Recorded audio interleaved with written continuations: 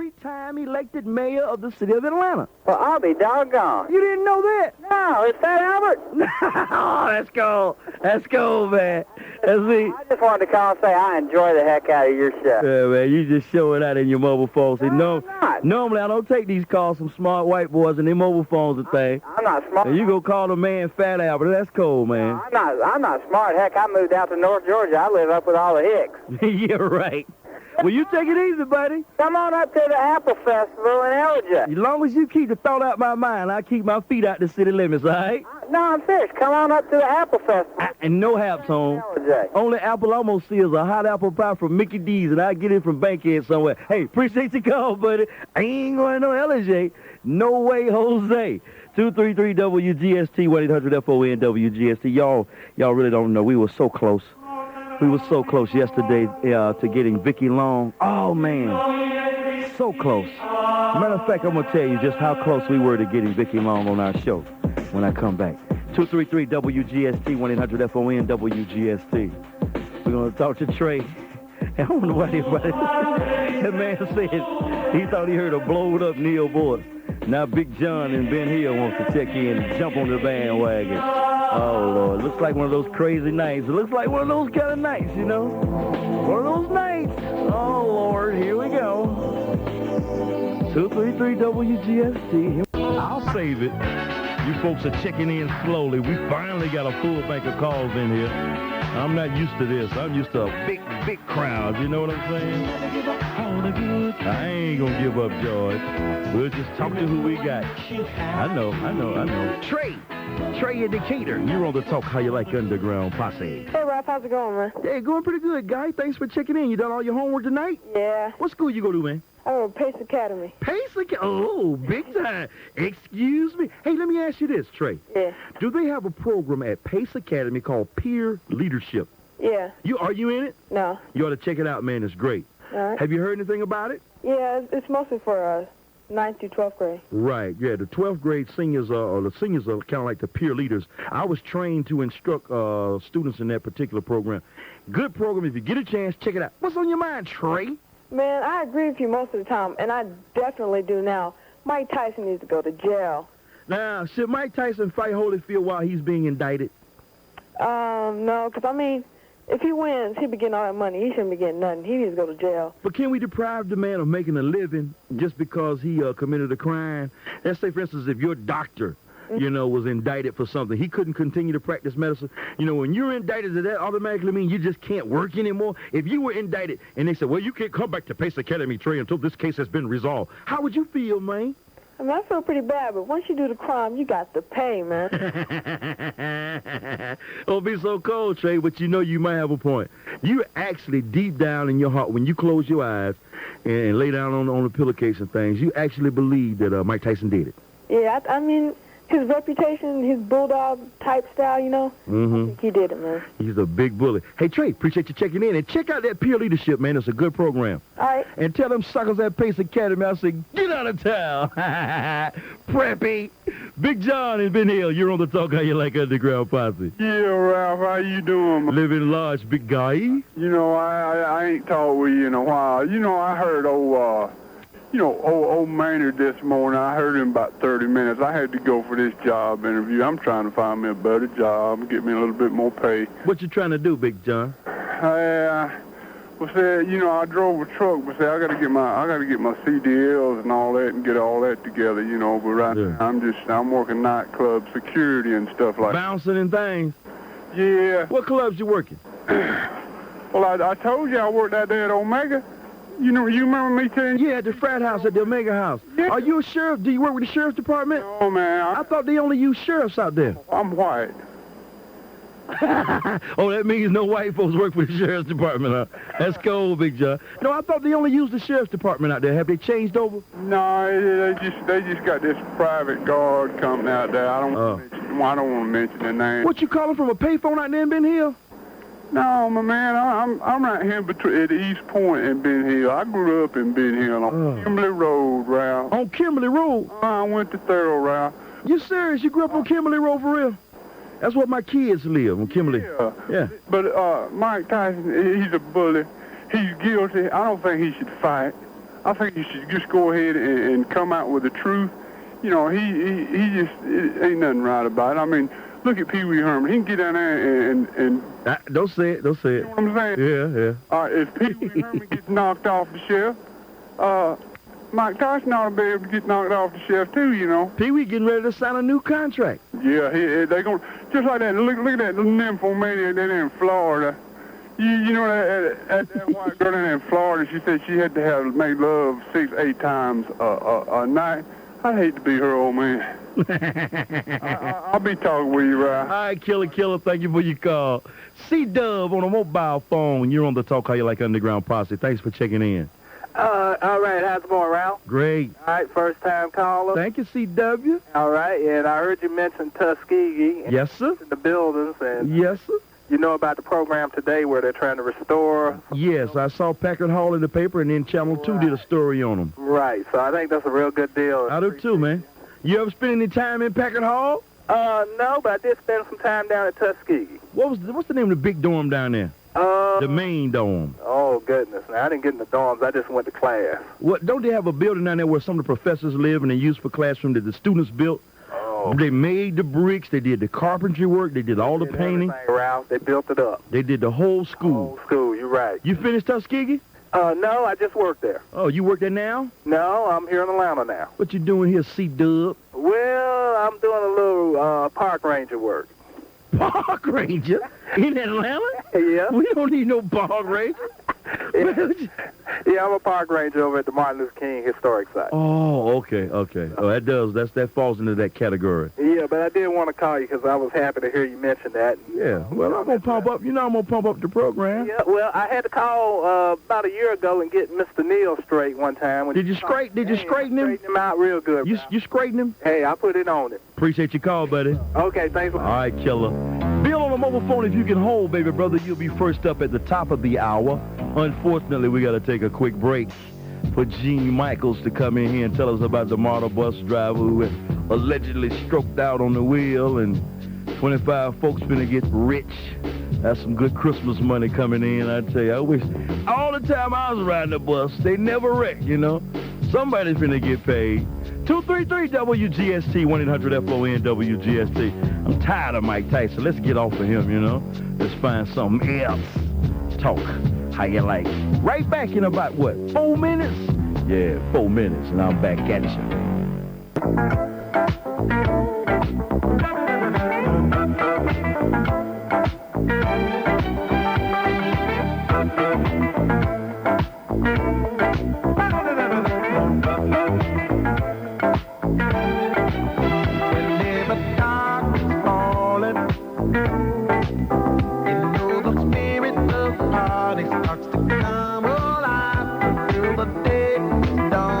These two teenagers are charged in a woman's death in Snellville.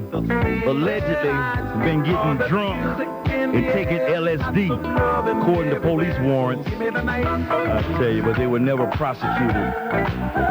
Mark Kevin Lyons, looks like a Korean to me, and Johnny Wayne Jordan, charged in the murder of this woman, shot with a rifle. I tell you, boy. Poor Mrs. Lyons, shot with a rifle. This boy used to be in the home. Can't understand it, my friends. I can't understand it. And here's a situation that's very queer to me, very strange. How come Israel gets whatever they want? Can somebody explain that to me? Now, here's an article in today's paper about this spy, this convicted spy, this Jewish spy, Jonathan J. Pollard. He says that the government was out to get him because they decided that he was an offensively, thoroughly unpleasant dude, you know? Well, hell, what do you think? You a spy, sucker. You know, now how can we justify giving Israel $10 billion when they're running around here taking some of that money and paying folks to spy on us? They're supposed to be our friend, and then they spy on us. And then this sucker Sapphire, William Sapphire, writes this editorial pressuring Israel by holding Jews hostage. Man, get a life, William Sapphire. This is about the most ignorant, most backward, most stupid, most idiotic editorial I've ever read in my life. You know what I'm saying? Israel wants $10 billion. $10 billion so that they can accommodate some kind of on-Russia Jews coming in from the Soviet Union. I wouldn't care if Jews was coming from Mars. I wouldn't care if Jews was coming from Jupiter somewhere. If they found a planet called Jew and Jews were coming from there, that still doesn't mean we're supposed to subsidize this big grand exodus. Get a life, William Sapphire.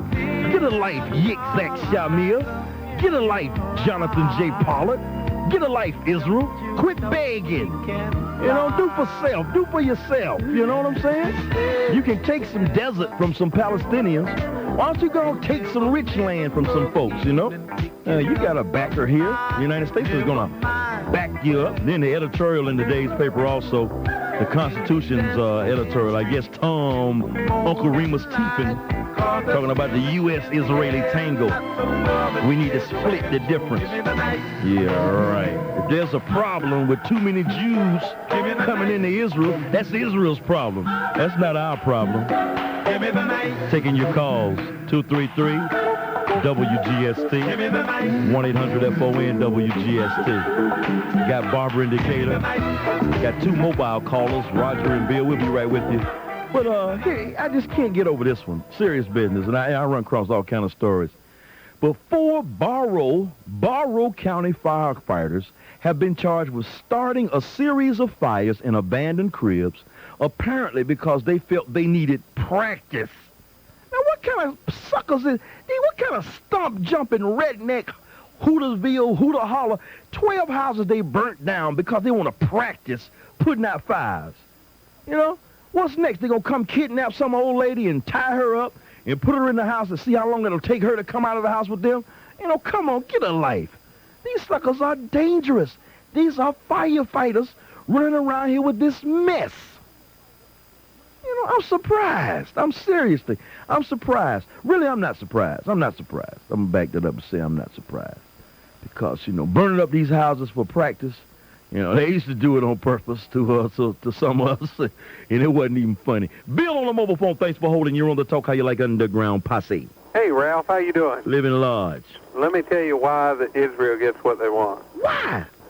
Israel gets what they want for the same reason that the Jesse Jackson set gets what they want in this country. You cannot compare it, Bill. No, let me tell you why. That is the most weak comparison I have ever heard of. Let me tell you. If you can tell me one black organization, both of us can't talk, but if you can tell me one black organization that gets 1/8 of what Israel gets, my friend, I will surrender the show to you. No, I'm not saying they get as much money. I'm saying they got the same reason. The Israelis claim that they're a persecuted people for years in the past, and that's why they deserve all this stuff today. But we didn't persecute them. Y'all persecuted us, so y'all owe us something. That's what y'all got to deal with. You living on the basket on the glory of all my ancestors' hard work. Your folks were some of the laziest people in the history of mankind. Y'all had to have slaves. We made this country bad. Now you big bad white folks riding around here like y'all all of a sudden popped up big. Y'all come from prisons in Europe. You come from the hills and caves of the most decadent people on the history of the planet Earth,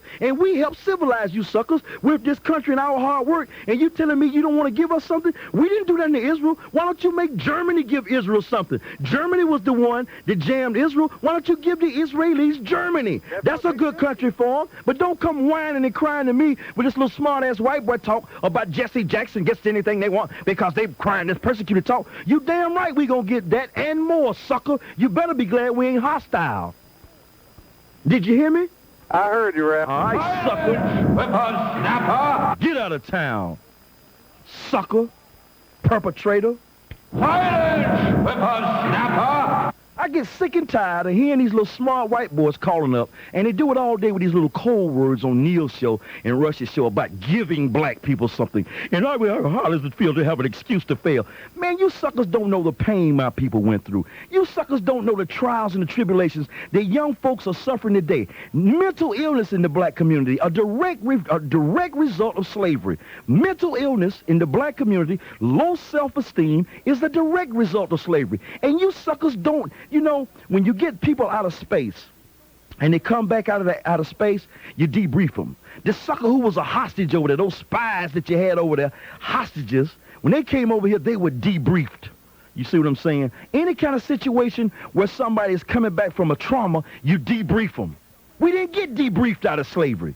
And these sucker perpetrators calling up talking Jesse Jackson gets the same thing that Israel gets. You out of your mind. $10 billion? $10 billion?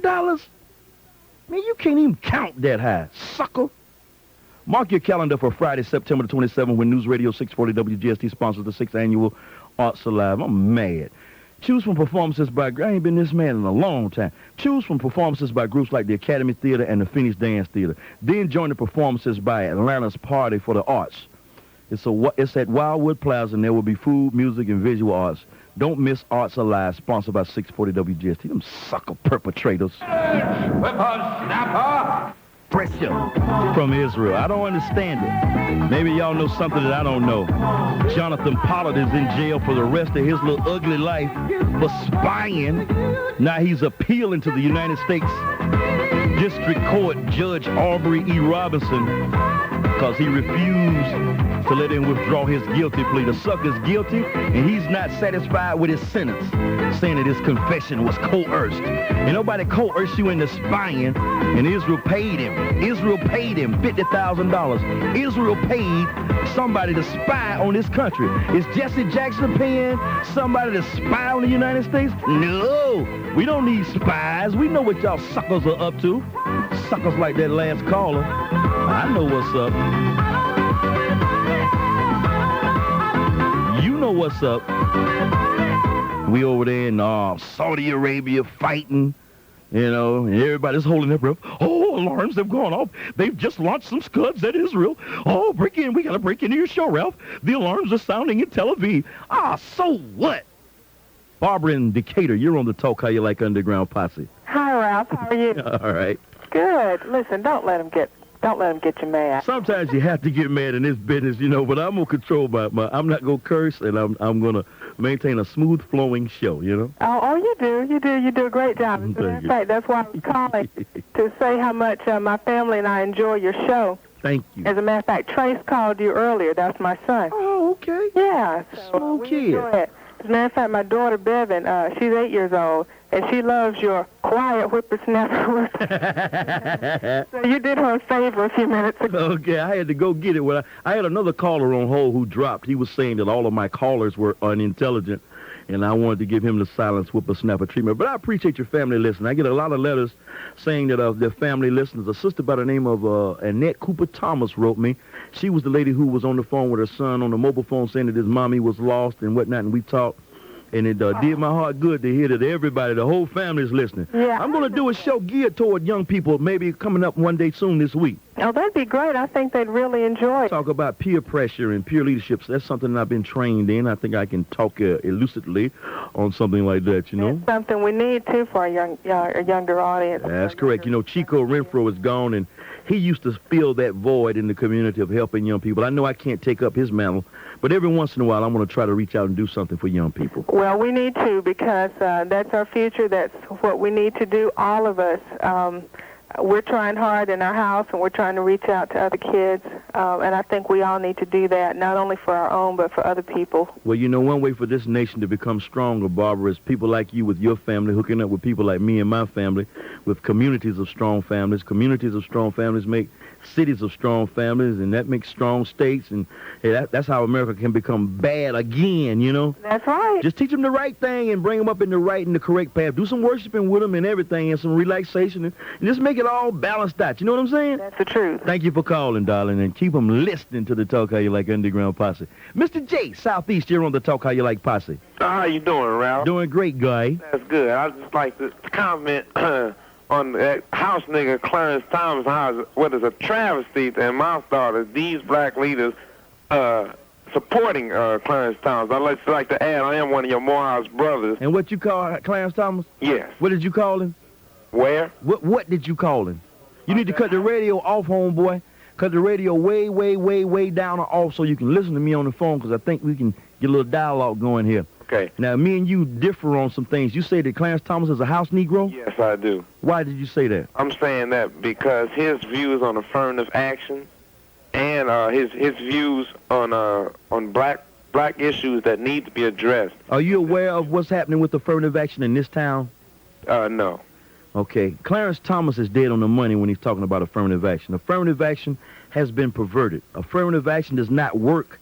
Affirmative action is not working here in Atlanta. When you think of affirmative action, all I think of is Herman Russell. He's the only one that I see benefiting from affirmative action. I don't see the average, everyday businessman trying to make a living in the world benefiting from affirmative action. Clarence Thomas is dead on the money when it comes to affirmative action. See, the thing that your problem, Jay, and I think the problem with some of these other so-called house Negro leaders that you side with, is that they don't have anything on Clarence Thomas. He doesn't owe them anything. He is a self-made man. He believes in doing for self and kind, and he preaches that. He doesn't preach that old pablum mentality of these chicken-eating preachers that you follow that are talking about give to me and put them up in front of the community. The NACP, the SCLC, Urban League, all of them are dead wrong on this thing. Clarence Thomas is the man, and I say more power to him, Jay. Okay, well, I'm saying that very system helped him get to where he was. No, but see, you running something down you read in the paper. That's the same rap that I hear people run down, and you can't go beyond that. You can't give me any examples. You can't elaborate on what you're saying. You make the statements of, I don't like his position on affirmative action, and the same statement that other people make about, well, that same system that he doesn't like brought him up. Man, I don't want to hear that. That man took those tests. He passed the law bar. He served the time in those courts. He is a self-made man. He doesn't owe Joseph Lowry anything. He doesn't owe Ben Hooks anything, and we need more Clarence Thomases in this world instead of all of these Rufus Thomases. You know what I'm saying? Hey, Anthony and Buckhead, you want to talk how you like Underground Posse? I'm loving it. How you doing tonight? Great, man. Good. Listen, what you were talking about Israel. When are people going to wake up? When are they going to understand that this money, we are being bullied into paying for money, paying for illegal activities in the West Bank and Gaza? And then these slick people from Israel tell you, and I'm not saying that all Jews are slick, but the ones that are negotiating in Israel are so slick. Oh, what the hell? These are guaranteed loans. We're going to pay it back. We're going to pay it back. Man, I don't care if you're not getting. That's my money. Ralph, Israel is a bankrupt country. No country in the world will co-sign these loans for them. They know they're not going to pay them back. When they don't pay back the $10 billion over 30 years... We'll forgive the loan. Do you know how much it's going to cost the American taxpayer? Probably trillions of dollars. $117 billion. And furthermore, they say it's for humanitarian efforts. It is not humanitarian. They're separating families. The Soviet Jews that come over into Israel have the highest suicide rate of any group of people in the world. In November of last year, 19,000 of them applied for exit visas to go back to Russia. They did not like being in Israel. Now, I don't understand why people are putting up with it. They're letting them bully us. We feel guilty about something. It's in the past. We have a future, and we have our own country that we have to deal with now. Appreciate your call, Anthony. Cities all around this place crumbling. You know, as soon as the cities start crumbling, they turn them over to black folks. Well, you know, those cities are all black now. Yeah, and they all crumbling. And we trying, George Bush is begging that little short sucker, Yitzhak Shambone, or Yitzhak Build-A-Shack Shamir, they begging Yitzhak to come to the peace table. Would you please come to the peace table? Jim Baker, our Secretary of State, was begging on his hands and knees. Here they are brutalizing those Palestinians, treating the Palestinians worse than y'all treating me over here. You know what I'm saying? And then they want $10 billion to evict some more Palestinians? Come on, get a life. News. It's so important to what we do every day. We've made it a part of our name. Israel must come out of the West Bank. They must give up those occupied Palestinian lands. I'm with George Bush on this one. They're making the Palestinians, Israel is trying to make the Palestinians the 20th century Indians, They're going to reduce the Palestinians to rubble, putting them on reservations and depriving them of everything. And just as the Indians fought back with sticks and rocks, that's what the Palestinians are forced to fight back with, sticks and rocks. It's nothing but cowboys and Indians in the Middle East. And we know who the cowboys are, right? And we're buying all of the supplies. I'm with George Bush on this. You know, I'm with him on this one. They must come out of the West Bank and occupied Palestinian land before there can ever be peace in the Middle East. You know, if Germany jammed them, give them Germany. Is that true? Is that who I think it is? Harry in Dekalb. I'll go to Harry first. I got to work up my courage to talk to him. Harry in Dekalb, you're on the Talk How You Like Underground Posse. I called you before, so I don't know. No, it's not you. I'm ducking another caller. I'm going to go to him next, but okay. I'd rather talk to you than talk to him. I had the pleasure of meeting you in Piedmont Park one time. And I'll be back out there, as a matter of fact, coming up next week, man. We got the Big Arts Festival coming up. You were too busy chasing the women out there to talk to you. Well, that's my job. Checking out the sisters. Here nor there. I just want to let you know, I'm born and raised in Atlanta, Georgia. Okay. And I grew up on Vine Street, Simpson Street in Sunset. Right the corner from Coretta's house. And yeah, my dad used to practice dentistry over there one day a week. I used to go over there and play with all of the kids in the neighborhood. There's a health center over there on Sunset. Yeah. So and I just wanted to let you to hear where I came from. Okay. A little bit, so you can tell me that you lived in Israel. I grew down there. I knew Hosea's name at the age of 5. You know, screaming and yelling. We gave money. My mom wanted to. My father didn't. But, but we supported everybody, and we still do. But the point I'm trying to make, I lived in Israel for a couple of years. Okay. And I want to give you an invitation. I'd love to take you there. No, sir. No, thank you. Because I want you to. Before you start talking about things, I want you to understand a little something about it. Partner, I understand it perfectly clear. I understand that Jesus was a Palestinian. Relax a second. Can you let me talk a second? I'm just asking you to let me speak a second. That's all. I mean, I know you're hyped up and everything like that. And that's great to think, but I just want to explain something, okay? I lived there for a couple of years, and let me tell you why Israel gets as much money as they do, and I don't agree with it either. I mean, I think it's an abuse amount of money, but the United States is used to abuse, and so is a lot of people. But that's the thing. But the difference is that the Israeli government gives a lot of military knowledge and support to the United States government. You crazy.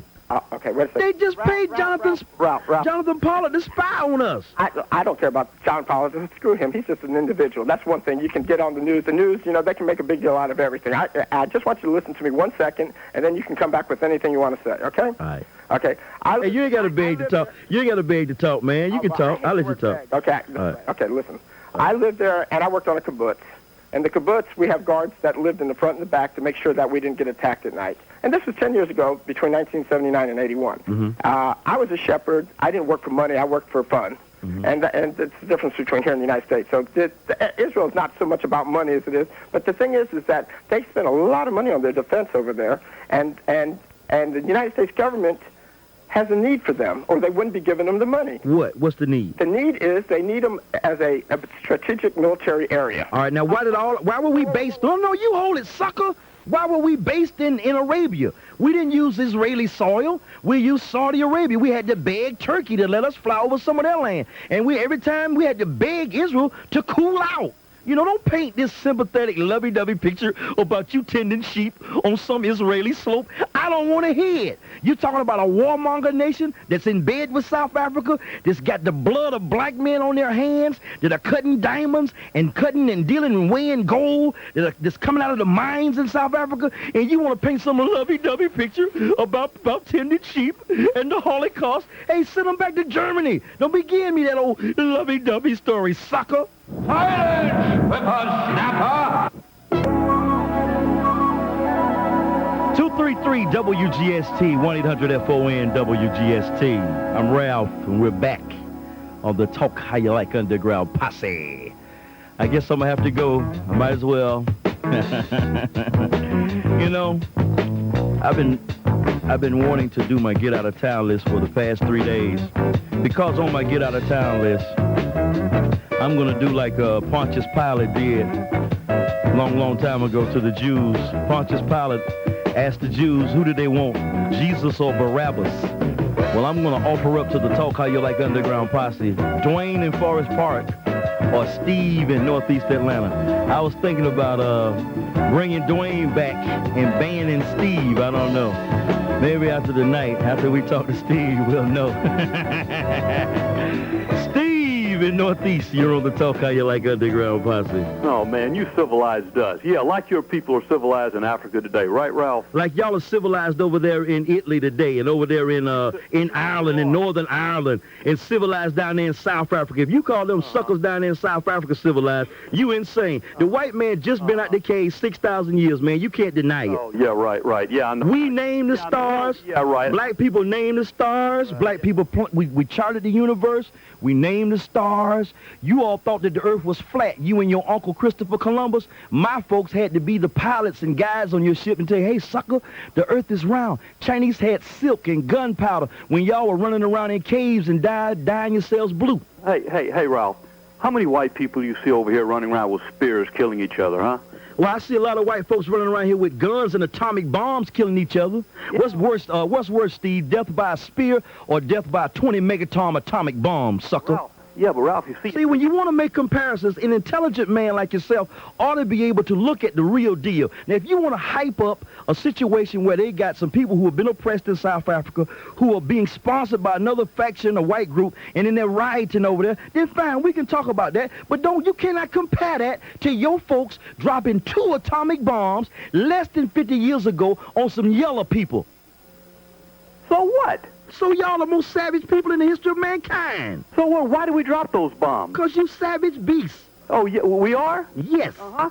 How many lives do we save by dropping those bombs, Ralph? Oh, how in the hell can a man say he's saving lives by taking lives? That's the white man's mentality. Don't you see how insane you are? How can you talk about saving life by taking life? So we're going to drop a couple of atomic bombs on some people, and then we're going to save some lives. What you mean? You couldn't beat them fair and square? Is that what you're telling me, Steve? See, Ralph, you don't want to hear the truth. I'm trying to get you to see. You mean to tell me that you can drop an atomic bomb on somebody and save lives because you couldn't beat them fair and square? One-on-one, the white man can't beat nobody. When you compare the number of people that would have died if we would have had to invade Japan, yes, as a matter of fact, it did save lives. It saved a whole lot of lives. All right, what's your next point, man? I ain't going to get my blood pressure up all pumped up talking to you, man. Well, the point is, Ralph, I don't understand how you could come on and you can make good points, and then you come out with some of the most asinine, racist things you come out with. You civilized us. We did. We taught the white man how to sing. We taught you how to dance. We taught you how to pray, and you returned it with slavery, treachery, and chains. You know your best friend here in America was the black man. The Indian didn't want nothing to do with you. You know, it was after Thanksgiving, the Indians said, well, hell, they on their own now. The Indians tried to kill you. We raised your children. We did your work for you. We're your best friend. And yet, what do you do for us? You don't even give us the decency of another human being in terms of treatment. So don't run that rap on me, man. I know white folks backwards and forwards. I know your kind. I know that semi-literate kind. I know the intelligent, Harvard-educated kind. I know them all, sucker. And you are no different than the rest.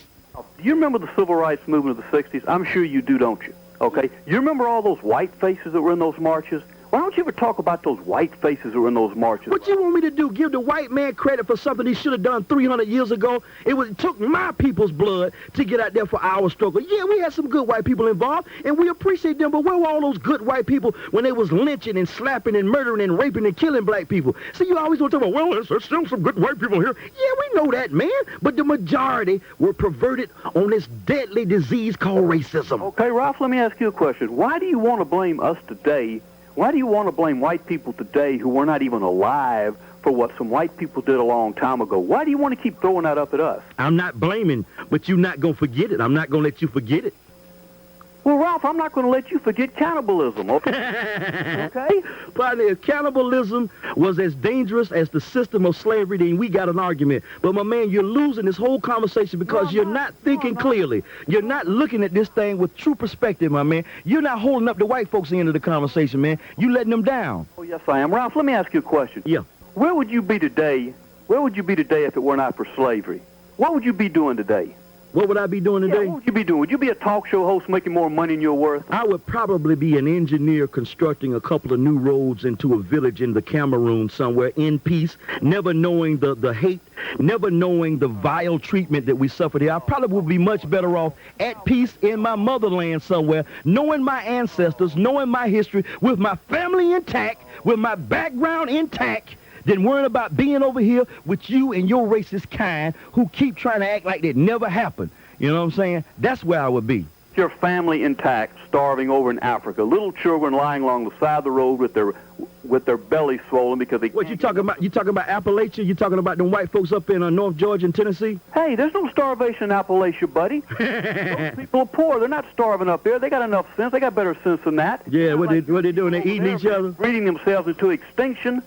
Partner, you wrong, brother. You racist. Oh, I am. You dead wrong. Yeah. And from now on out, I'm telling the truth, Ralph. From now on out, truth, and I'm a racist. From now on out, you banned for life from this show. I'm taking away your freedom of speech. I'm taking away your First Amendment rights. As a black man, I'm finna violate your rights. So as of now, and I want you to hear this clearly in both of your ears. Good move, Ralph. You are banned for life from this show. Courageous move, Ralph. Courageous move. What I want you to do, I want you to call up and pump up my show and cry to Neil. Yep. And I want you to pump up my show and cry to Brian or whoever else you can find to cry to.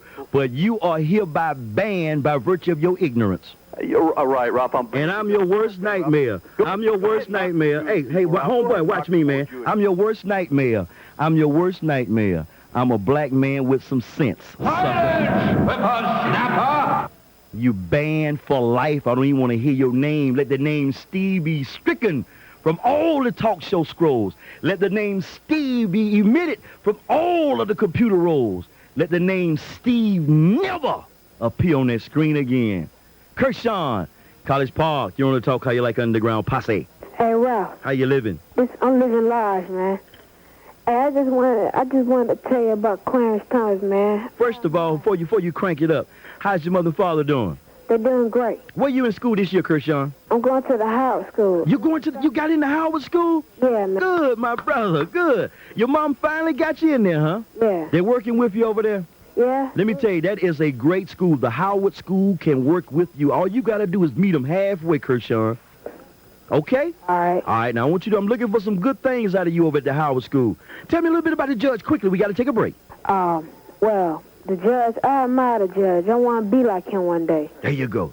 You're a strong man. Tell your dad I got to go. Tell your mama I love to holler at her, too. But we got to take a quick break, Kershawn. Thank you for holding, my good brother. Appreciate you checking in. 233-WGST, 1-800-FON-WGST. 233-WGST, 1-800-FON-WGST. Talk how you like on the Talk How You Like Underground Posse. I'm Ralph from Ben Hill taking your calls here at 1-800-FON-WGST or 233-9478. We got another hour and 15 minutes of talk on News Radio 640 WGST. That sucker perpetrator Steve asked the question, where would I be if it were not for slavery, you know? And that's a good question. Where would I be if it were not for slavery? I'd probably be a big-time imam over in Nigeria somewhere or West Africa and Gambia somewhere with 4 or 5 wives living extra large, plotting the overthrow of America, you know? I definitely wouldn't be here in Atlanta, Georgia, had it not been for slavery. Anybody would have come and said, hey, we got any volunteers to come to America? Hell no. Leave me alone. Only way I would have come here was by kidnapping. And that sucker perpetrator, I just stepped on his First Amendment right. I just crushed that sucker. He's banned for life. That makes me feel good. That's great. It's like sex. Bageal and Druid Hillz. You want to talk how you like underground Posse? How you living, Ralph? Great, man. Just ban me a sucker. Ralph, give it back to it. No, I'm going to bring Dwayne back. I'm going to grant Dwayne his First Amendment rights back. I appeal to you to give it back to him because I was just listening to Kershawn, and he had an opportunity to see Judge Thomas and make his judgment. Sure did. Let him hear what people really think of him. Okay. That's my opinion. Okay. Now, have you had the opportunity to see any of the confirmation hearings? Yes, I did. For about an hour today, I watched Senator Joseph Biden. Yeah. And I also watched that old ancient, decrepit racist, sourpuss wig-wearing, hair transplant-looking Strom Thurmond. Yeah. Questioning him. The man couldn't even think of the question. He had to read them, you know. I forgot you got that free cable over there. Yeah, right. We got free cable. I was trying to watch New Jack City yesterday, but they had it scrambled. But at least I heard the music, you know. Ralph, I just want to, I told you when it first was announced that he was going to be nominated, that I said he was a wolf in sheep's clothing. Uh-huh. And now we will begin to see what Clarence Thomas really is. Okay. Whether I'm right or wrong, if I'm wrong, I want to call back and say I'm sorry. Okay. Did you hear him answer some questions today? I heard him today. And if that is the Clarence Thomas that we want on the Supreme Court, I'm all for him. Okay. But if he is retracting everything that he once said, I'm scared of it. You know how they shot that question to him today about natural law? Yes. And he just danced on that question. Yes. Strom Thurmond just flipped the page and went to another question. Ralph, if I were to walk into Sluggo's office trying to get a job, Mm-hmm. and Sluggo said to me, Big Gill, did I hear you say, Sluggo, get out of town? Mm-hmm. And I say, no, sir, I simply use that as a reference to let you know I'm one of the posse. So is that what Clarence Thomas is doing? He's sidestepping and double talking? That's what it seemed like to me. Man, give the brother a shot, man. If I'm wrong, I want you to take my call. Big Gill, and I will take your call, right or wrong, Big Gill. But let me ask you, man, let me ask you this. Who's next if we don't get Clarence? Who's next?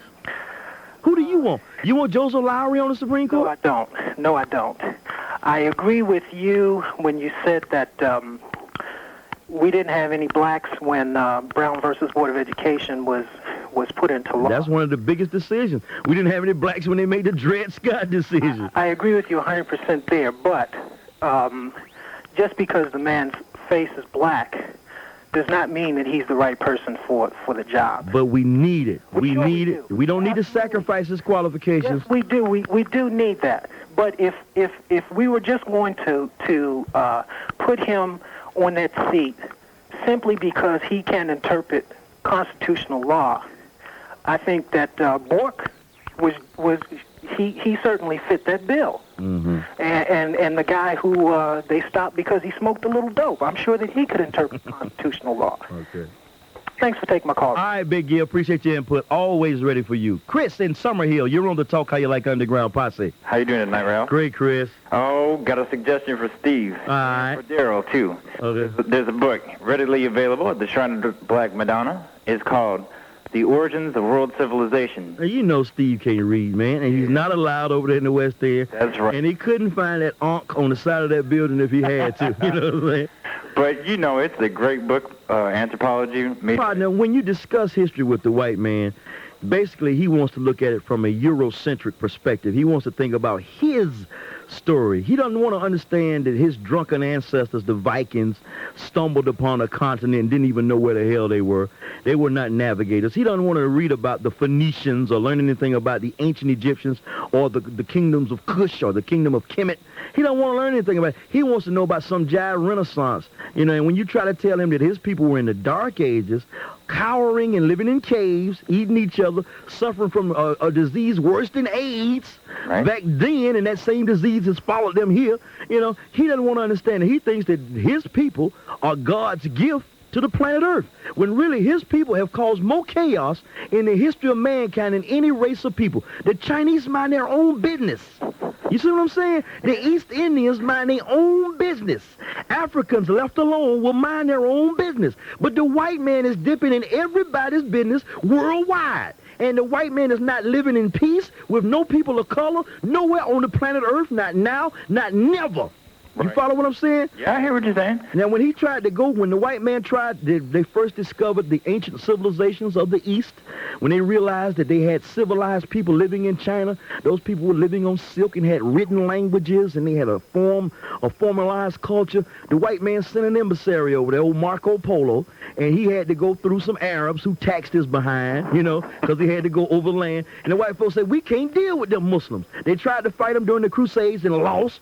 They said, well, hell, we're going to have to find a way around them suckers by sailing to the west to get to the east. They said, you can't do that. You'll drop off the end of the world. The world is flat. Them suckers didn't even have a history of the times in which they lived. The ancient Egyptians, 5,000, 6,000 years ago, never left the planet Earth. Never had the benefit of an airplane, but they calculated the circumference of the planet Earth to within 1 cubic, and that's like a yard. just by charting the stars. You know, they had sense enough to look up in the sky and know that the earth moved around the sun and to think that the sun moved around the earth. And then these same descendants, these same retarded dummies like Steve will check in with this pitiful mentality. Yeah, well, you know... What's the name of the book? The Origins of World Civilization by Sheikh Anta Diop. Okay. Heavy brother. Now, if you tell Steve about Alexander, the so-called Alexander the Great, that young hippie king, that young hippie warrior who burned all those books at Thebes and burned all those books over there in Egypt, you know, he wouldn't believe that, but he wants to tell you about some Milton's Inferno or some Mark Twain book, you know. Right. I doubt that sucker can read the yellow pages. Hey, appreciate your call, man. Ignorant redneck.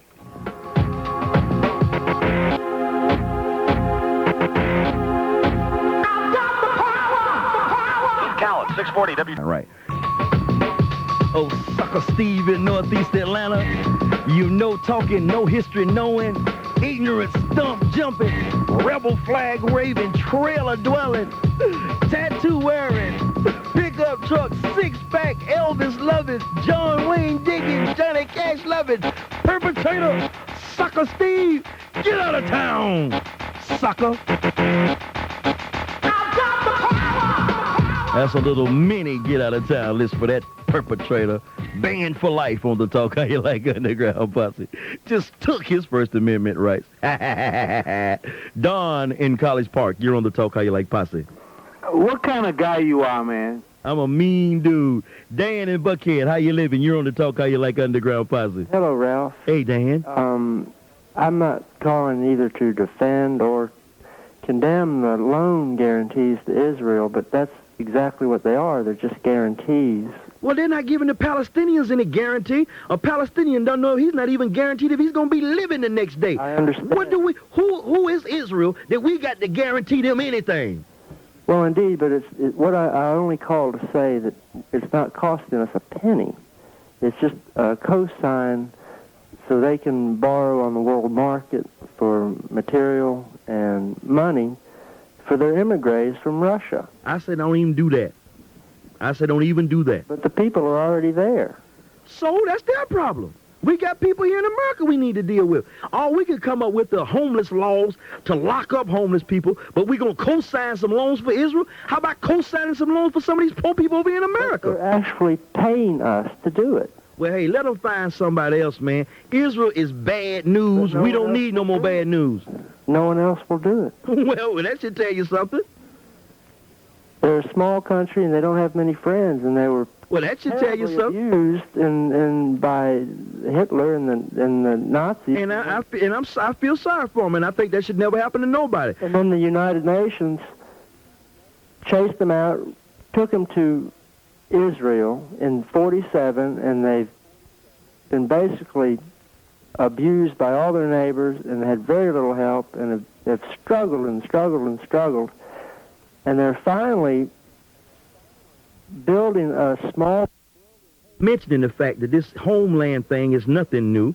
They offered the people who were behind the Homeland Settlement Organization land in Uganda, but they turned it down. They offered them land in the Soviet Union, they turned it down. They offered them land elsewhere, they turned it down. They were hell-bent on having Jerusalem. Now that they've got it, they mount air raids. They fly over other people's country and bomb people, and we don't say anything about those acts of aggression, but if Saddam Hussein gets in his airplanes and flies across somewhere else and bomb places, they break in on my show and they send troops and my neighbors and my fishing buddies over to the Middle East. But when Israel cranks up their airplanes and bombs nuclear reactors or alleged nuclear reactors in Iraq, we're cheering them on. You see what I'm saying? Well, from the very day that the UN recognized their existence as a nation state, the very next day they were invaded by 5 of their neighbors.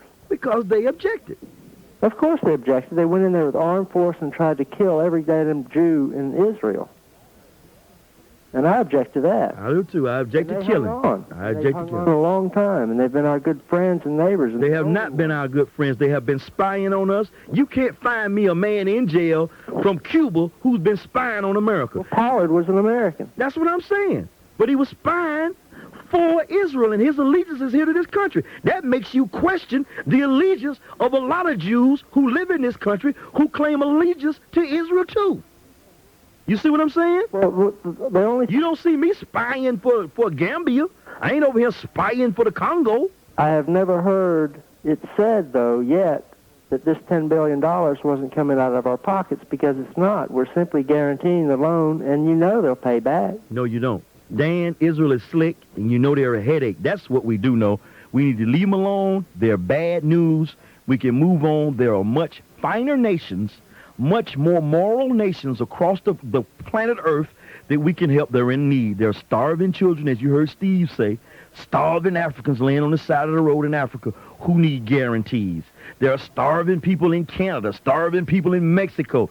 South America is full of starving and poor and hungry people. Hey, Israel is big and bad enough to have a big bad army. You know what I'm saying? They big and bad, you know. Hey, if we keep on pumping them up, you know, it's like somebody on steroids. How big is big enough?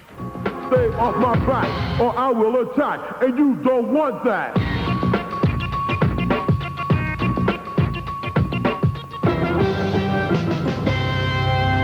With traffic reports from 3 helicopters every rush hour, you get the final word in traffic reporting on News Radio 640 WGST, Atlanta's first choice for news, traffic, and weather. Good evening. It's partly cloudy and 77 degrees. I'm Gene Michaels, News Radio 640 WGST. Tomorrow, it'll be partly cloudy once again. The high will be somewhere in the upper 80s. Atlanta's official 3-day weather forecast is coming up in a moment. Here's what's happening now at 8:59. 19 people have been hospitalized following a MARTA bus accident this afternoon outside of the Art Center station. News Radio 640 WGST's Mindy Larkham has a live report. MARTA officials believe the driver of bus number 23 suffered a heart attack as he was leaving the Art Center station. It caused the bus to collide with 2 cars on 15th Street and finally crash head-on into a Volvo, leaving the AT&T parking deck. The bus was wedged halfway under the toll booth overhang and was flush with the toll booth. Richard Wilshine was a very scared man inside that toll booth. It shook the booth. It moved it off the hinges. I mean, if that had hit the booth, I would have been gone. I mean, he was in the middle of the deck coming towards the booth. I don't know why the bus just turned and went into the white car. I mean, I gotta thank God. Wilshine actually had to crawl through a window of the bus to get out of the toll booth. Of the 19 people injured, 3 of them were seriously hurt. They are the bus driver, 62-year-old Robert Samsell, a 10-year veteran with MARTA, and the unidentified drivers of 2 cars. The bus driver is being checked for a heart condition at Piedmont Hospital. Reporting live in the News Center, Mindy Larkham, News Radio 640 WGST. Supreme Court nominee Clarence Thomas returns to the witness stand in the morning as the Senate Judiciary Committee confirmation hearings continue on his nomination. CBS News correspondent Barry Bagnato reports on the first day. In a moving statement, Thomas portrayed himself as a man of values who has been shaped by his rise from poverty and segregation. I watched as my grandfather was called boy. I watched as my grandmother suffered the indignity of being denied the use of a bathroom. While visibly touched, committee members did not hesitate to pepper Thomas with hard questions about his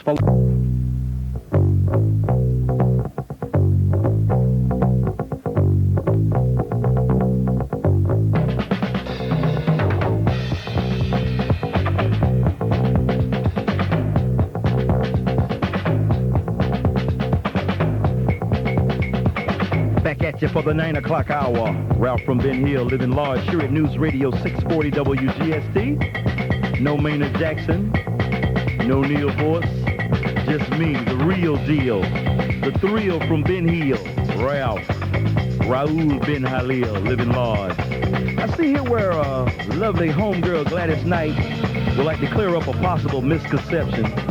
She says that singers of her generation are not jealous of Whitney Houston and Myra Carey or Mariah Carey and Anita Baker or other current music stars.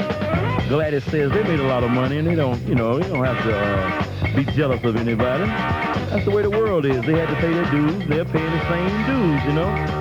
homegirl, Gladys Knight. I sure would like to get her down here on the Talk How You Like Underground Posse. So much to talk about. 1 hour to do it.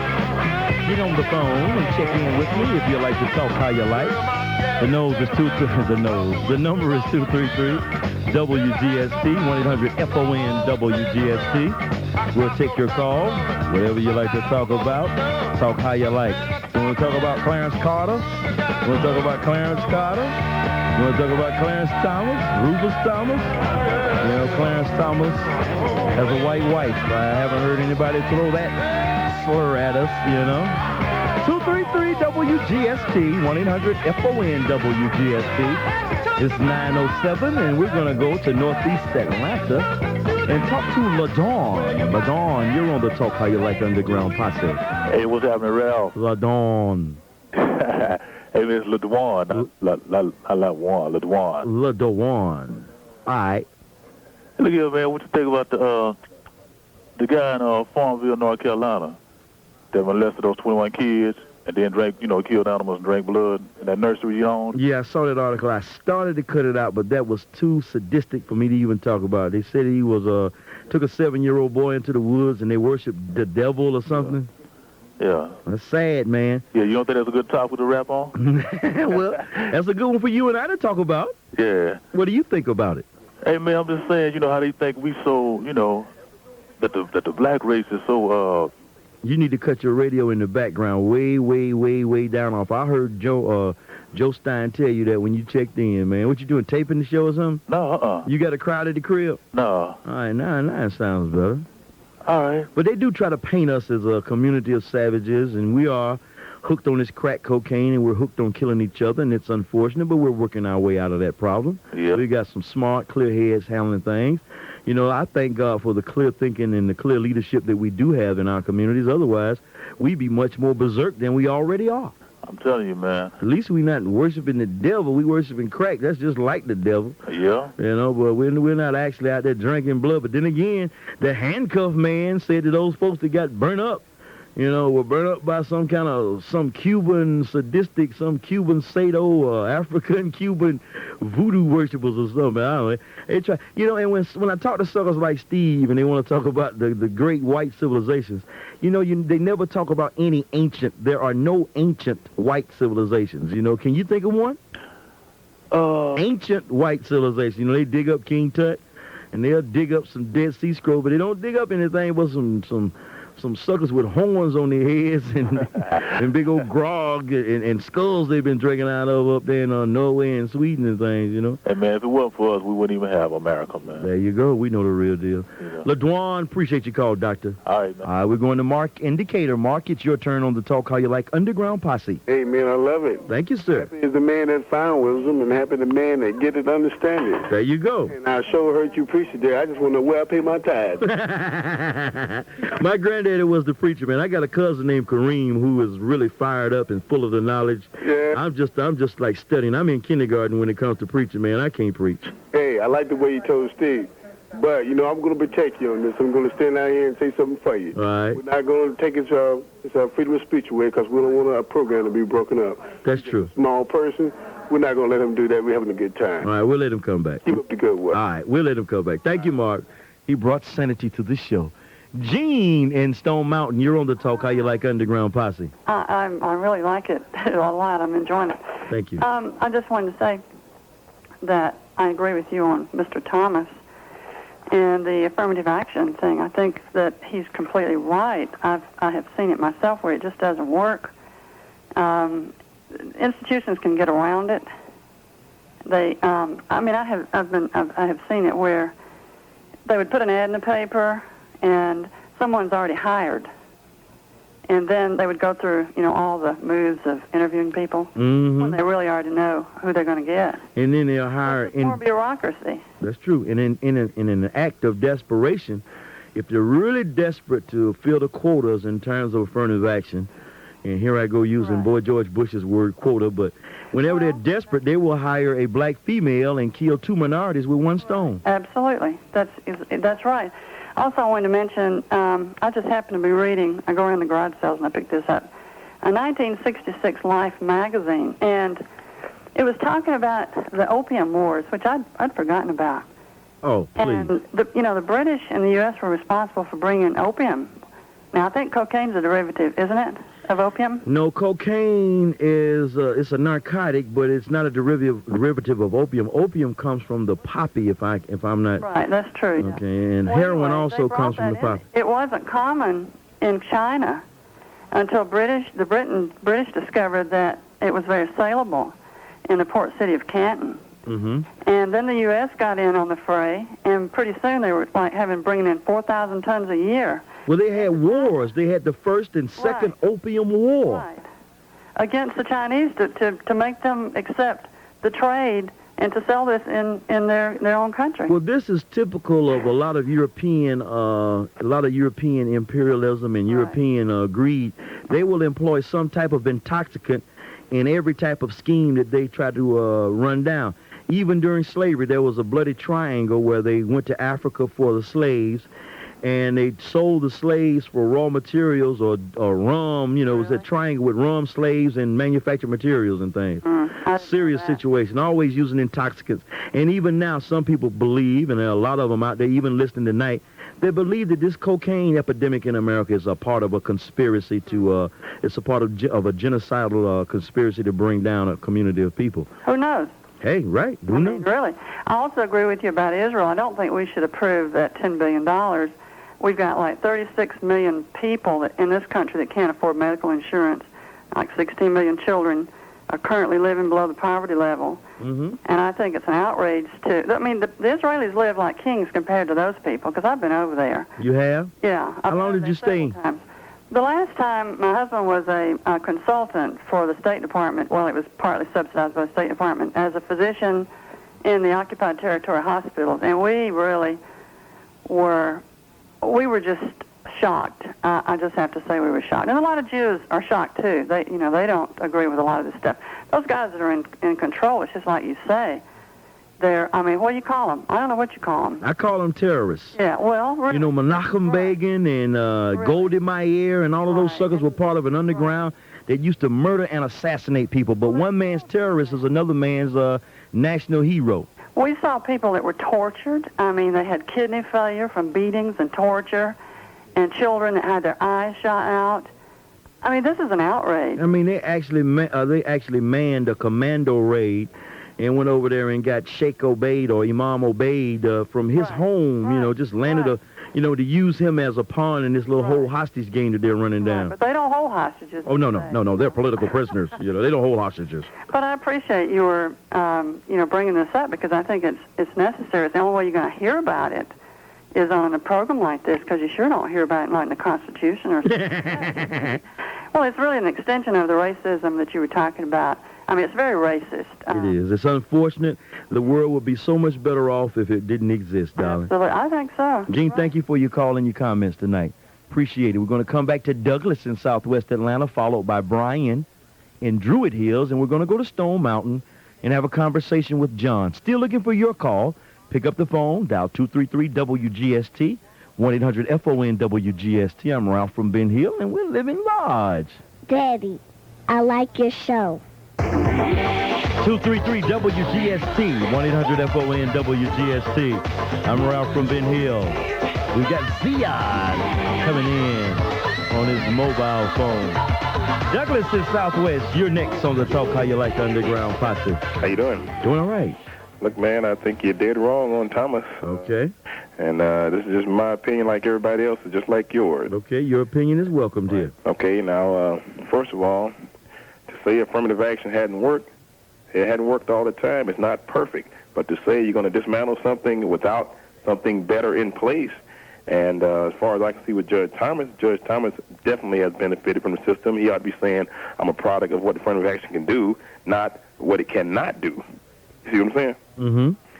And I give him that much. I mean, he has not done anything any other black person that hasn't done, who has gone to college and got out, made a decent person out of himself.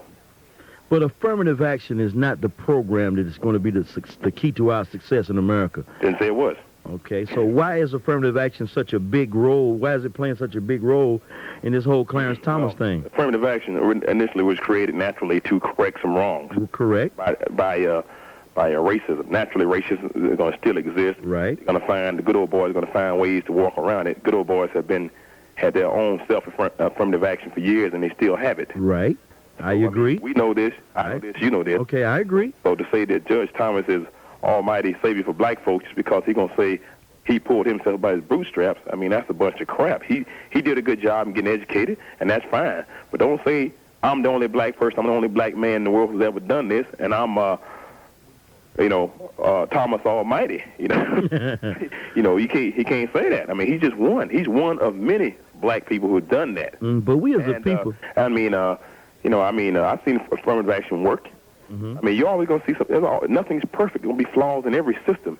Thing is, you don't trash the system. You correct the problems. Okay. You know, that's what I'm saying. This man wants to trash the system so they can say, hey, hell with affirmative action. We're going to have out-and-out racism. That's what they want. That's basically what Bush and his boys want. In other words, white people not hollering about affirmative action because black folks not qualified. Hell, we qualified. That's the problem in the first place. We were qualified and couldn't get a damn job. What about black empowerment, black economic empowerment? What about us spending our money in our community? We spend our money with each other, and as well as a lot of things. But as 400 years of being brainwashed by a system that's not set up for us, as well as ignorance and lack of opportunity and education over the years, that we've been in this country, have a lot of us on different levels, educationally, economically, and so we're not all unified the way we could be. So, Douglas, it's not just Thomas is not as cut and dry. But the thing is, Thomas to me has just got these good old boys talking for him. George Bush especially. I mean, he's speaking for these good old boys, these good old rednecks that don't have my interest at hand. I can't see these boys have my interest at hand. But a lot of people in the country are going to see this. Well, they're seeing it now. They're out of a job. I mean, they're seeing a lot of the. So you're saying reject Clarence Thomas? Reject him? I'm not. I don't like him. You don't think his knowledge of the Constitution, you don't think his knowledge of law and his knowledge of the Constitution is sufficient for him to serve as a Supreme Court justice? He doesn't have his background in law, but there's a lot of other good people that could have been picked. Maybe not necessarily conservative and black, but Bush he put his foot in his mouth, said, we don't want black quotas. And went out and got a black just because the man was black. Well, Douglas, what do you think about the other Supreme Court justices? Who is your favorite Supreme Court justice? Favorite? Yeah. Well, I don't have any favorite. I mean, who do you prefer over Clarence Thomas? Well, I don't have any picks, but... You like Justice Scalia? No. You like Sandra Day O'Connor? Don't get me wrong. This ain't a question about who I like over him. I'm just speaking on him in general. Let's stick to the subject. Well, the subject is who is he compared to who he's going up against and who he's going to be dealing with. I say his value far outweighs any negative stuff that you all can come up with on his affirmative action view, or his view on abortion, or his old lady's color. Well, I'm saying how he's going to be for us. Naturally, he's not on the Supreme Court just for black folk. He's on the Supreme Court for everybody in America, just like all the rest of them. Was Thurgood Marshall on the Supreme Court just for black folks? No. A lot of people have that feeling. He objected to the majority of the opinions that negatively impacted our community. He objected to what now? He objected to the majority of the opinions that were going down that would negatively impact black people. In other words, he stood up for the majority of black folks every time a decision came down. That's what Thurgood did. That's why he got the job. He was a big, bad black champion. He was a big, bad NAACP lawyer. Yeah, well, during the time, we didn't have any rights. And during the time, with him fighting racism, he had to learn extensive knowledge of the law to fight this racism. So I think he was well qualified in what he had to do. So, at the time, we needed the laws, and we still need some laws now. But naturally, things are not, see what happened, racism has gone from overt to covert. It's all undercover now. That's correct. It's a slick operation. And that's all the more reason that we need a Clarence Thomas, because he's been with these white boys. He knows their system. He knows the Holy Cross crew. He knows the Harvard crew. He knows the whole 9 yards, and he's right in there with them. Is the only black dude to know these white boys? I mean... Well, who else? Who else? Who else?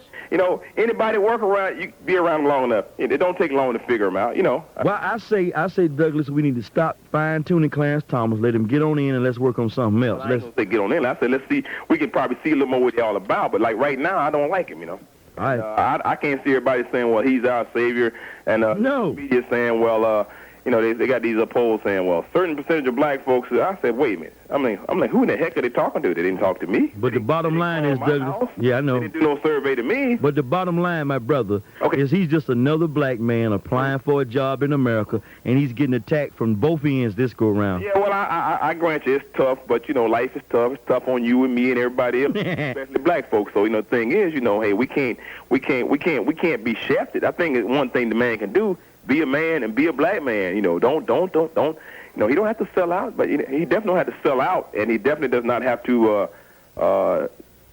be one-sided. Would you like to be in that chair up there and take those questions like he's doing? Well, I mean, if I was going for the job, naturally I'd have to. All right. Doug, we appreciate your comments, good brother, but we got to take a break. Ralph, can I have your autograph? This is News Radio 640 WGST. We're not a classic rock and roll station. If you want rock and roll, turn off your mind and turn on FM. But if you want to impress your friends with all you know, stay right here. 640 on your AM dial. News Radio 640 WGST. If you miss a day, you miss a lot.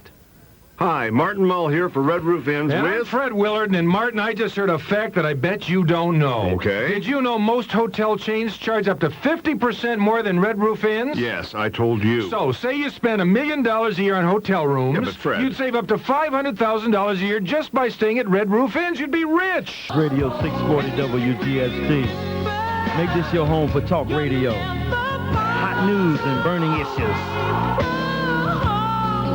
Right here on the Talk How You Like Underground Posse. I'm Ralph from Ben Hill, taking your calls at 233-WGST, 1-800-FON-WGST. I want to thank you, Joe in Decatur, for checking in. Mike's on the line. Ziad on hold on a mobile phone. So you got to go to Druid Hills quickly and talk to Brian. Brian, you're on the Underground. Hey, Ralph, really enjoy your show. Thank you, Brian. I just want to talk a little bit about this nomination first. And, of course, you realize that every candidate for the Supreme Court goes through this dance. Right. I mean... I've seen it. I've seen it with Souter. I've seen it with Kennedy. I saw it with Sister O'Connor. I've seen it. Hello? Got a bad connection, bro. Let him go home. Don't mess with it. Let him go. Let's go to Ziad on the mobile phone. Ziad, you're on the Talk How You Like Underground. How you doing, brother? How you doing, my brother? Assalamu alaikum. Alaikum salam. I'm doing good. How's the Middle Eastern grocery up there on Cobb Parkway? That's good. That's very good. Good. I had to react to a guy that called at the end of last hour. He was so compassionate, so nice. These people, they were skilled, they were this, and it's only a loan. They're going to pay it back. We're only going to co-sign for them. So I want him to call me. I was bombarded where I lived. I want him to co-sign a $2 million loan for me. I promise I'll pay it back. Tell him to call me. Give him my number. Tell him I promise I'll pay it back. It's only a loan. That's right. It's a nonsense. Tell him to get out of town. And if they pay it back, they're going to pay it back from the money we're going to give them. So what good are they going to do? You're doing good, Ralph. I'm loving it. Okay, appreciate your call, Ziad. I'm going to come up there tomorrow for some Middle Eastern delicacies, some food I can't even name. It's delicious, man. All of that honey. My face is broken out from something I've been eating. I got to go up there and get healed. Mike in Marietta, you're on the Talk How You Like Underground Posse, sir. Hey, Ralph, what's going on? You got it, guy. Listen, I just want to call you and talk to you about this Thomas thing. Yes, sir. You know, I was watching it briefly today, kind of had it on and off while I had a chance, and I couldn't figure out why the guy just didn't say whatever they wanted him to say, and hell, once he's in there, he can do whatever he wants. You know, that would be the smart thing to do, you know? What are they going to do? You know, once he gets in there, just say whatever they want him to say.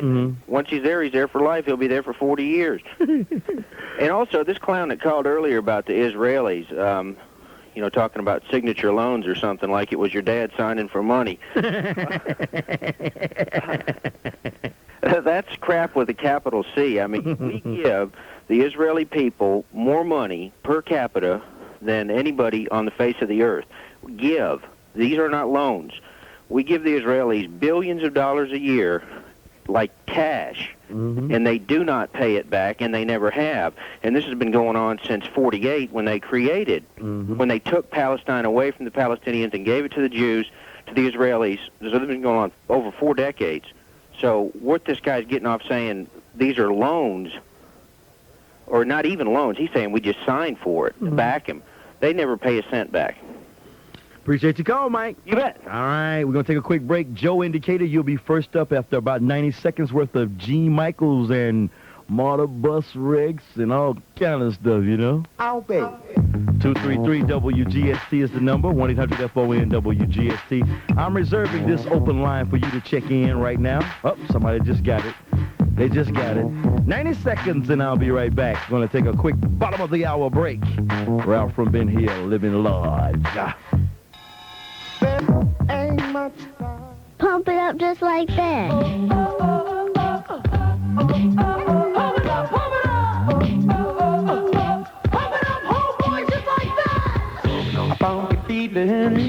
Pumping it up on News Radio 640 WGST. I am Ralph from Ben Hill. Back to your calls.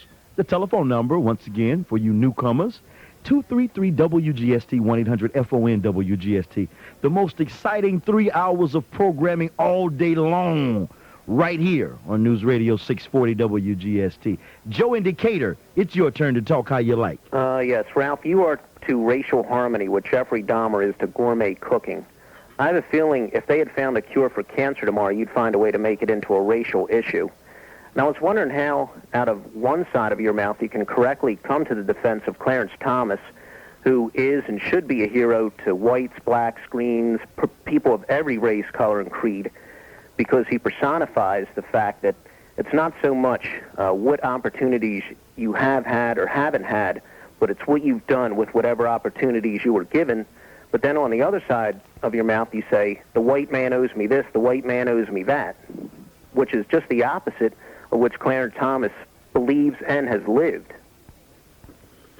Let me see. Now, this side of my mouth, I said Clarence Thomas is cool.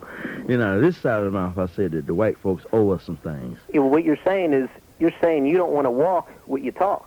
And I'm destroying racial harmony. I would say without a question, to me... And I am to gourmet cooking, I am to racial harmony what Jeffrey Dahmer was to gourmet cooking. Well, I'll tell you what, if you would spend more time repeating what I say, you'd probably be a lot better off. Well, that sounds like a good idea. Sucker, but my job is not racial harmony, man. My job is to talk how I like. And I definitely feel that the deed of slavery will not go down unjustified. Y'all owe us something and we gonna get it. One way or other, we're going to get it by the ballot or some other kind of way. Yeah, but see, as somebody who is white, or maybe I should say European American, because I want to be politically correct, what I have to do is to keep telling myself is that that you don't speak for black America, because if you did, to me, you justify those people who are white and racist. All they have to do is say, listen to WGST when Ralph from Baghdad is on, and you can see why we hate blacks. But to me, what I have to do is distinguish and saying, wait a minute, this is just a man who speaks for himself, that most black people out there don't believe they want, that they're owed anything. They want to go out there, they want to work hard for the living, they want to make something out of themselves, like a Clarence Thomas has, like a Joseph Soul, I believe his name is, like a Keyes has, like the guy up in Connecticut, Franks. These are the type of black people that I think speak for black America. And I think it's up to us white people to be able to distinguish between that most people aren't people who have animosity towards white, aren't people that hate whites. And I think it's people because to me, you should be a spokesman for the Ku Klux Klan, because you only add fuel to the racial hatred of those people in Forsyth County that hate blacks. Good. That's it. All right. Well, you sound, let me ask you this, are you a Yankee? Well, I am a Southerner now, but yes, I at one time was a Yankee. And most of the blacks you've met up north were real docile, and they spoke their piece and they kept their tongue in the right place, right? I think that they had a dream that one day somebody will be judged by the color, by their character, not by the color of their skin. You want people to be judged by the color of their skin. No. You want somebody who's black to be handed something. And to me, that just fuels racism. Yeah, I believe that, but I also do not believe in one day. That old someday, one day mentality is out. I believe in yesterday. Yeah, I believe in right now. And yes, slavery was a sin, and this country has yet to correct the problems that slavery created. If you can't see, Joe, the zombies that are walking the streets of America, hooked on crack, the zombies who have lost all self-image, who have lost all concept of who they are, where they came from, and see that that is a direct result of the kidnapping that took place 500 years ago, then something needs to be done about it. If you can't see that, man, you're misguided. Okay, my great-great-grandmother was a leper, and lepers were discriminated against as much as any people in the history of society. Correct. You owe me something because my great-great-grandmother was a leper? If it was a collective movement on the part of a society in general to discriminate against her, and that was perpetrated, and that society is benefiting from that perpetration, yes, we owe you and her descendants whatever we can give them. I say it was a collective organization right here in this country to kidnap, rape, and make black people work as slaves less than 200 years ago, right here on this part of the earth we call North America. This country has benefited from a collective move by the government, and it's collectively up to the government to make retributions for that. If you're going to incarcerate and intern Japanese during World War II and repatriate them and give them money, if you're going to give Israel money and loans in their own country, I say that the black man is in that same line, my friend. Well, I'm not saying I necessarily agree with some of those things that... You don't think we owe the American Indians anything? No, I'll tell you what, that's a whole nother debate altogether. It's the same thing, home. It's the same old story of racial discrimination and repatriation, and all I want is my righteous due. I want what's owed my great-granddaddy, my granddaddy who was beat by the Klan, my daddy who had to fight so hard for what he's doing, my brother who's fighting so hard. I want it all, and I want it yesterday. Okay, well, as far as I know, I don't have any ancestors that were member of the Klan. But you've got ancestors who collectively profited from the system of slavery in this country as a society, and they didn't do anything about it, and it's up to you to correct that wrong. No, I didn't profit it because I had to pay for my own college education because I'm a European American. I didn't qualify for any grants. I paid for my own college education, and I'm an African American. I didn't qualify for any grants. I went to Morehouse College because my daddy made too much money, and I had straight A's when I was in high school, and I had to pay. So I'm a victim, the same as you are, man. Don't run that old crybaby white thing on me, man. No, I'm not. Hey, that's the thing. I'm not going out and saying that I'm discriminated against because I'm white, because I happen to be Catholic, whatever. I'm saying is there are people out there that have had more opportunities than I have. There are people out there that had fewer opportunities than I have. But rather than complaining about the opportunities I have had or haven't had, I'm going out there and I'm making the best out of whatever opportunities were given to me, just like Clarence Thomas has, and just like a lot of white people and black people and pink people and green people have. And there are people that have had more opportunities than me, but so what? I'm going to make the best out of whatever opportunities were given to me. Joe, my collective program is not just this little segment that you heard tonight. My collective program is one of self-help for black people. I'm anti-Christian, I'm pro-Islamic, or anything other than Christianity, as long as it's not devil worship. I'm pro-doing for self and kind. I'm for black economic empowerment. I'm for doing for self. But I happened to mention that tonight, and you went off on it, and I went off on it. But collectively, don't judge me on that particular segment of my program. My program collectively is for black people to separate from the body politics of America, heal themselves with some serious positive self-image, heal themselves with some economic empowerment, make America stronger by making our community stronger. Then collectively, we can be tougher. That's my program. No, I listen to your show. I will say one thing. I never agree with you, but I will confess you're entertaining. You kind of make me sick to my stomach sometimes, but you are entertaining. I won't take that from you. Yeah, but right. I think which we've got to do is work together, not separately. We got to separate. Integration has failed, man. Integration has failed. You know, white folks are incapable of getting along, living in peace with anybody of color on the planet Earth. If you can show me a society, Australia, anywhere where white folks have run in and raped the folks and killed them, and people are living in peace, then I'll agree with you, my Yankee friend from New York. Mark your calendar for New York. Mark your calendar for Friday. It's hard to segue into these readers when I get all pumped up by these suckers, man. Let me do this first. Let me do this. Silence, whippersnapper! Please, don't talk to the people so mean. Just let me wrap you up in my arms tonight. I gotta get mean with some of these suckers. Talking about, he must admit, he doesn't agree with everything that I say. But my show is entertaining. But at the other hand, he says it makes him sick to his stomach. Come on, boy. Come on, boy. I tell you, you know. By and large, I have the best show in this town. It's only when these suckers make me mad, you know. They make me mad. If the world was full of Bob and Robs and, and George Watts type people, I wouldn't have to worry about Joe's in Decatur. Michael in Southwest Atlanta, you're on the Talk How You Like Underground Posse. Ralph. My main man. Ralph. I had to stand in for you tonight. You are featured in the month of February in the 1991-92 calendar of Atlanta Black History. You mean to tell me I'm Mr. Black History Month? Oh, yeah. I'm February. February. Oh, my mama didn't show up, Mike. My mama got the award. You probably snuck a calendar out of the office or something, man, and got the calendar and saw my picture. How does the picture look, man? Oh, it looks great. It looks great. You look 20 years younger. Guess who called me one day last week? Dr. Wendell. Dr. Wendell Hackney. Hack. Yeah, you seen him lately? I bump into him every now and then. When we gonna have a reunion, man? That's what we need. We need to get the class of 1963, St. Paul of the Cross. I think we didn't have, 4 girls in the whole class. We need to get that class together, man. Whoever's left alive, Yeah. I see Big George Lundy all the time and Jackie Adams and Sugar Bears down there in the Grand Cayman Islands. We ought to get everybody together, man. And that would be great and have a real blowout, Hey, I saw your father on a sadder note. I saw your father, the great Senator Leroy Johnson, at Chico's funeral. Uh-huh. It was good to see him there. And I was also at a ceremony a couple of months ago. Your dad was honored by the Georgia Legislative Black Caucus. Mm-hmm. He received a big award, man. He delivered a power-packed speech. I have never heard your daddy speak like that, man. Oh, he got down, he talked about power and the perception of power. And he was saying, like, a lot of times it's more powerful to even have the perception of power than to have the actual power. He was talking about his days in the state legislature, the state senate, when he was the only, quote-unquote, the only black state senator since Reconstruction. He's really a tough brother. How's he living?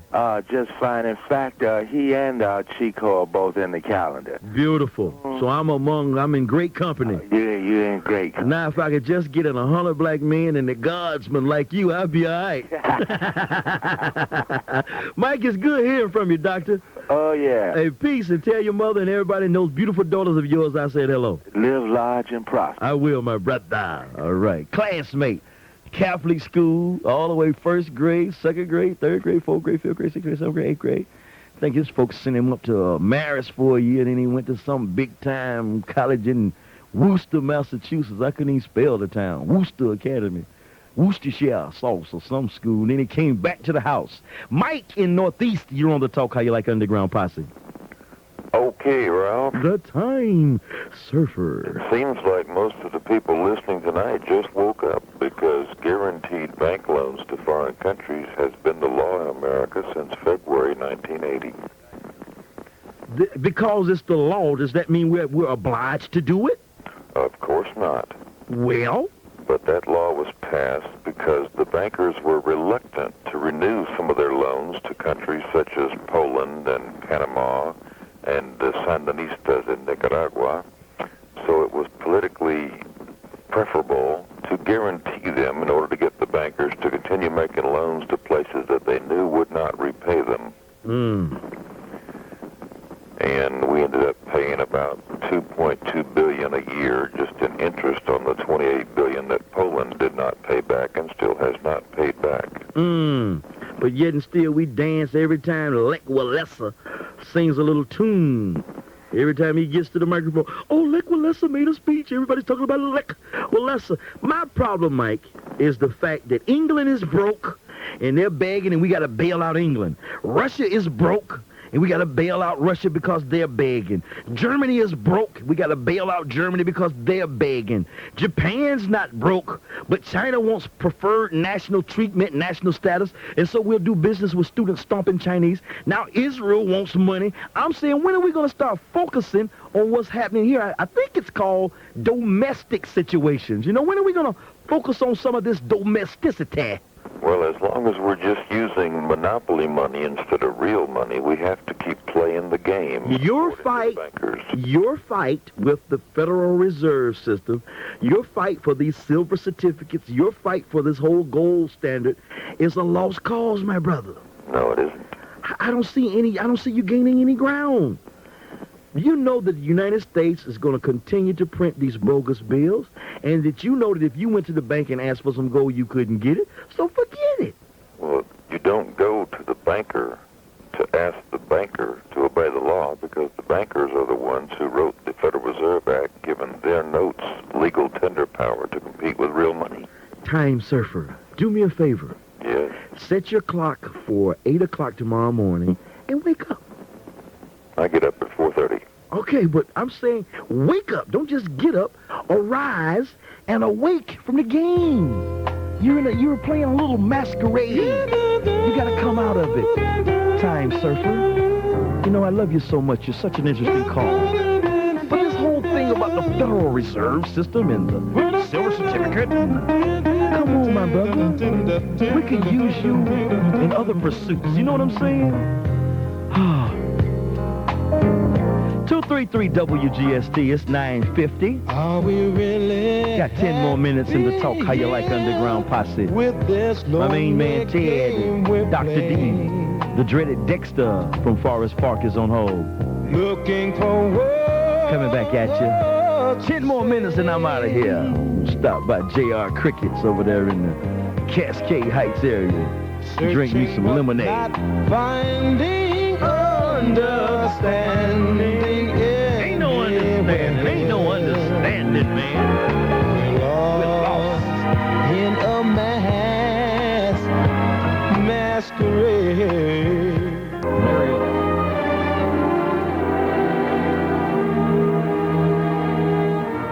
Talk how you like, Ralph.